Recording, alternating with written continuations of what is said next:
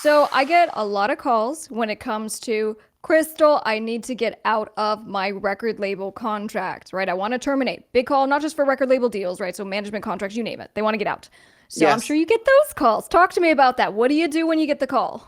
And it really depends on who they're signed to and what they've signed. It's so much easier to be proactive and stop someone from signing a bad deal than it is to break a deal, because breaking a deal is like a divorce. It's very difficult. It drains your energy and no one wins. You don't win, the label doesn't win, no one wins. So I'd rather prevent somebody from getting into a messed up deal than break a contract. But if I have to do it, if they're signed to, Joe Bag of Donuts records down the street where I can't get somebody to take my call, I'm never going to be able to break that deal. But if they're signed to a major label, then it becomes more of a negotiation as to, this person's not happy. You're not happy with them. They're not making any money. You're not making any money. Rather than have these terrible bad feelings all the way around, let's figure out what makes sense for you to let them go. And normally labels understand that.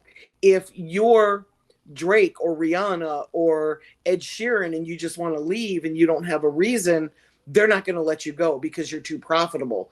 But if you're an artist that's really disgruntled and you're not making money, they're not making money, and you're just on your social media bitching and moaning about the label, there's incentive for them to get rid of you because they just don't want that negative energy. Nobody does. It's toxic.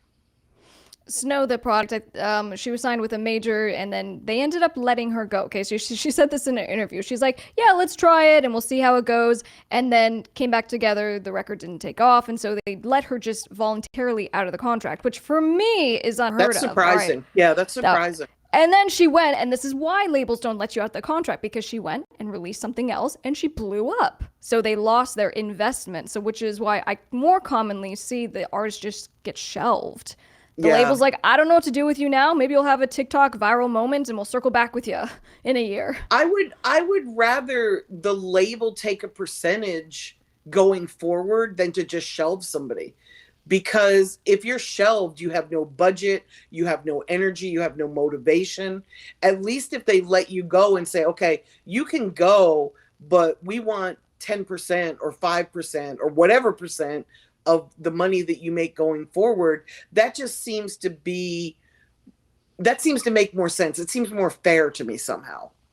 I don't love So it, but yeah, I mean, look, the way I kind of go through, I'm like, let's look at the contract. Have there been material breaches? Can we make some kind of claim to terminate it? If not, kind of my last Hail Mary, other than, hey, can we negotiate a buyout of some kind? The artist usually doesn't have money to pay it, even if there was a number. correct. But the last Hail Mary is always just something simple, like, if it's like a mid tier or a small label, have they complied with formalities, like actually forming their company, right? Because from a legal standpoint, if they're like, I signed it as the LLC and they're not a real company, we technically have an argument to void the contract and say it wasn't a real one to begin with because you lied.